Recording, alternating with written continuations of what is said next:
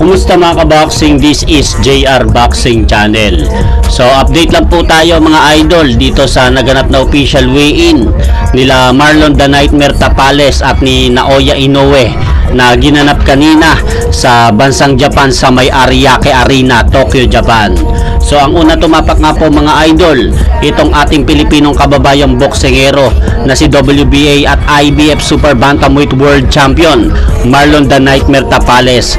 Tumimba nga po si Marlon Tapales sa timbangan na 121.3 pounds, habang ang kasalukuyang kampiyon naman po na si WBC at WBO Super Bantamweight World Champion Naoya Inoue ay tumimbang naman po sa timbangan kanina ng 121.7 pounds. Kaya dahil po dyan mga kaboxing, tuloy na nga po ang magiging bakbakan ng dalawang magiting na boksingero na ito para bukas ay babaw ng lona.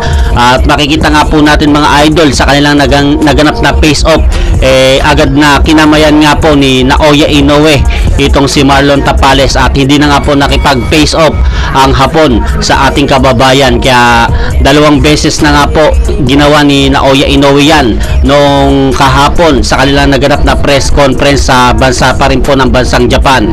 Kaya makikita pa nga po natin dito mga kaboxing na talagang nire-respeto nga po ng Hapon na si Naoya Inoue ang ating kababayan na si Marlon Tapales. Kaya hanggang dito na lang po muna ang aking update sa naganap na official weigh-in ni Marlon Tapales at ni Naoya Inoue na ginanap sa bansang Japan sa may Ariake Arena. Kaya suportahan po natin mga idol ang ating kababayan si Marlon Tapales sa kanyang darating na laban para bukas dyan sa bansang Japan at makuha po nito ang lahat ng titulo sa Super Bantamweight Division upang maging ganap na undisputed Super Bantamweight World Champion at maging kauna-unahang Pilipinong boksingero na nakolekta ang lahat ng titulo sa naturang division.